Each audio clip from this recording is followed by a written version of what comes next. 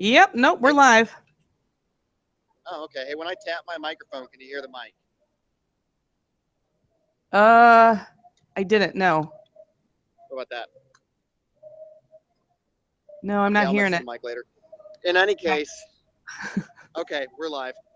Yeah. Yay. So in any case, we should probably schedule a time next tomorrow at which I can go live. But we are right here. Right. We're with the monument, and I've been covering down here now for the past 7-8 hours, and currently we're having our Toby Keith concert. Right. Directly off camera, and we're looking at a crowd tomorrow that's going to be about the size of Obama in 2012 or 2013 rather. Really, you're looking for that many people? Yeah. Wow. So it's getting kind of hectic because of all the protesters. Because at 8 a.m. tomorrow we have the anarchist protest, and then at 8:30 there's 420 protesters. Obviously, one of those are going to be much more aggressive than the other. Sure. So likely the anarchists are probably going to get shut down because they have reportedly their idea is to disrupt, not necessarily the protest. So I think that's a gray area at which they're going to run into issues. That's the motorcade going right now. It looks like our president-elect is starting to make way out here again shortly. Okay, so now, do you guys have any questions? I mean, I know we probably could have gotten this up on the feed earlier and gotten some questions from a chat, but it's probably just us right now. Yeah, it's just us right now. So of course you got to get me on the fly. I'm just kind of curious. Like, you just got there this morning, correct? We got here yesterday. Yesterday. So what's the tone been like? Are people excited? Are people nervous? You know? So there's two different groups that I talked to today. We have Trump supporters, of which there are a great many. I have never seen this many Trump supporters before. And by and large, they're very friendly. They're very friendly. I have yet to have any issues with credentials around my neck, which of course is somewhat of a target when you do have a presidential candidate who snipes at the media quite a bit. Sure. But by and large, they've been very respectful. It's been very peaceful. And there's quite a few Trump protesters here from pretty much every shade. You can really see just about everything out here.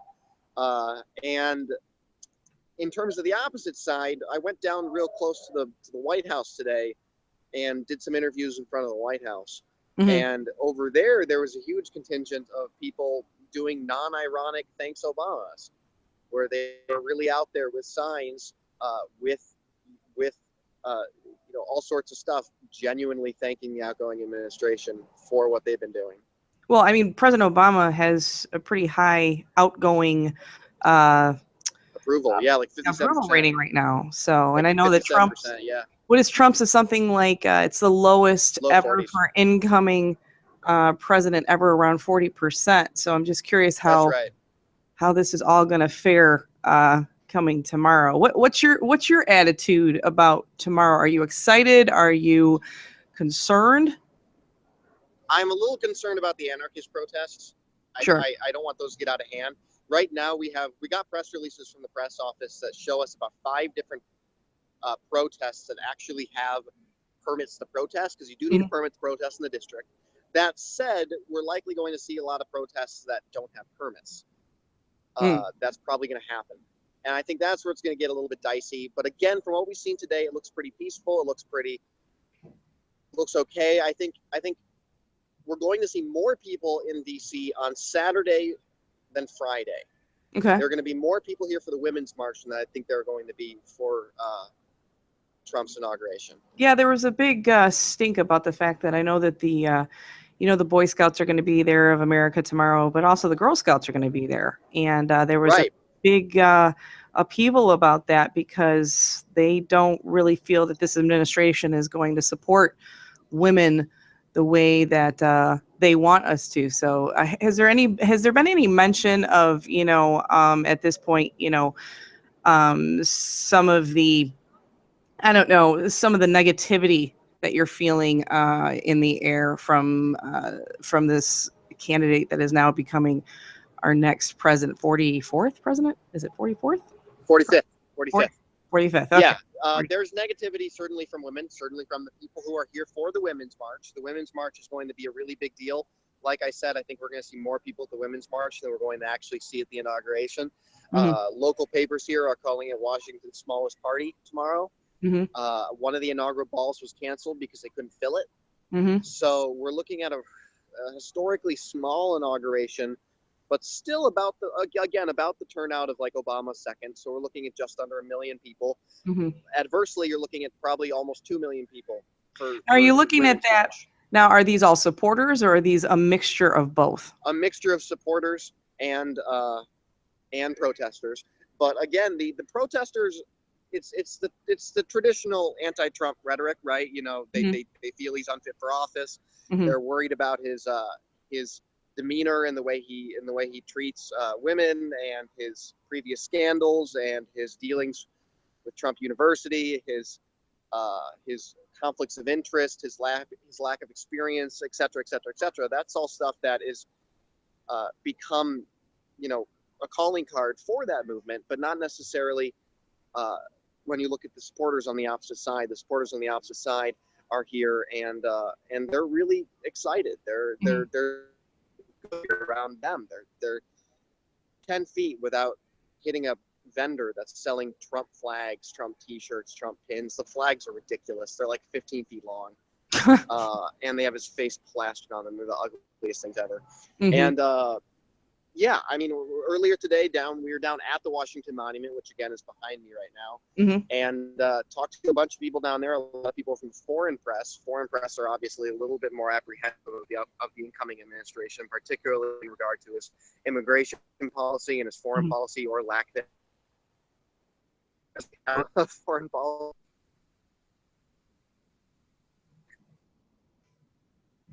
You're cutting out there a little bit, Brett, but we'll get you back in just a second. Looks like you just got a little bit of a hang up there. The one thing is I want to know what you're doing to protect yourself, to make sure that you stay safe tomorrow and this weekend, because that's a big concern for us. We want to make sure that you're going to be all right. Yeah, don't put your face in where it doesn't belong so you don't get hurt. Right. Yeah, I am being very safe.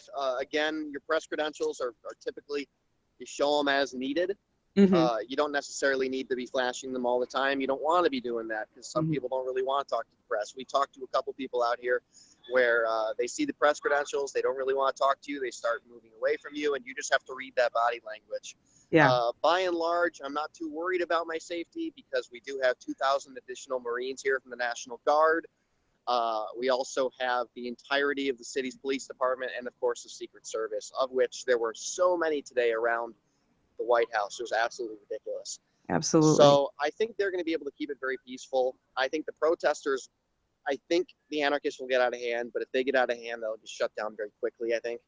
Well, you've got the military there too, and if something really gets out of hand, you can call in the National Guard and those types of things, and kind of just do a military shutdown, which I hope doesn't happen. I hope that moving forward as a nation, regardless of who you voted for, that we do try to tackle this one thing at a time, and to try to deal with things one thing at a time. I mean, there are some people that would say, the protesting is ridiculous and stuff like that. But sure, I kind of look at it this way in a different view, and you can give me your opinion on this. But, when we're stagnant for so long, there's no change. And regardless if you like what's coming or you don't like what's coming, it's always good to have an opinion. And sometimes, you kind of need to stir up the pot a little bit. The one good thing that I have to say about Donald Trump, oh God, I might die in my sleep tonight. But the one good thing that I do have to say is there's always something good that comes from something bad.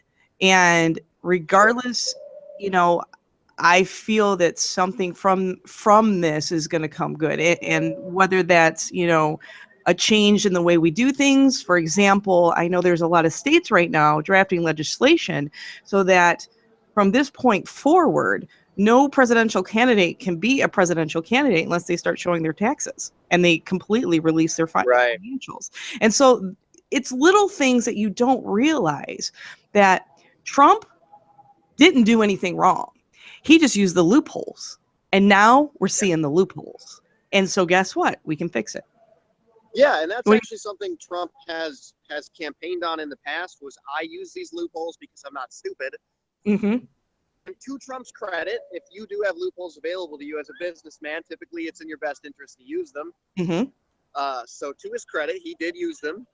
Perhaps a lot of people do that every year on their taxes. They go, oh, well, I have, 2 kids.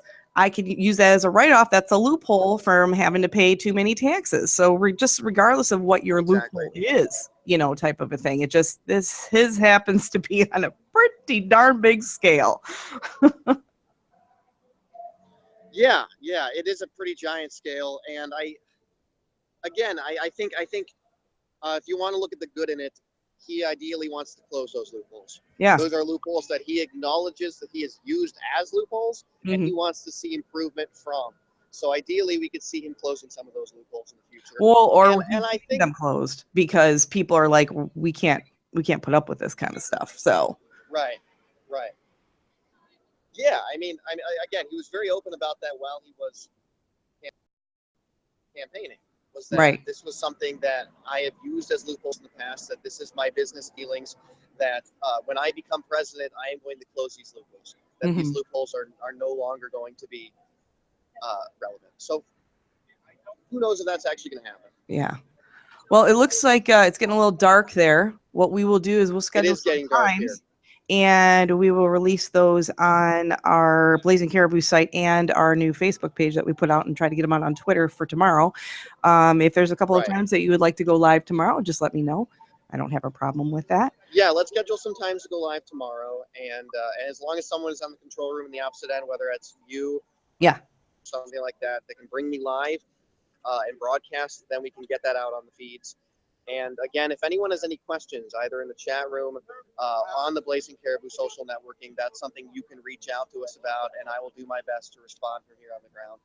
Absolutely. And then again, later tomorrow evening, I'll be back in the newsroom, and we'll have more of a formal panel sit down to crank out a podcast. Okay. Well, it sounds good, Brett. You take care of yourself, and we will go live tomorrow. I'm looking forward to it. All right. Thanks, Carrie. I appreciate it. My name's Not a problem. Everybody signing off. Thank you. All righty. Bye-bye.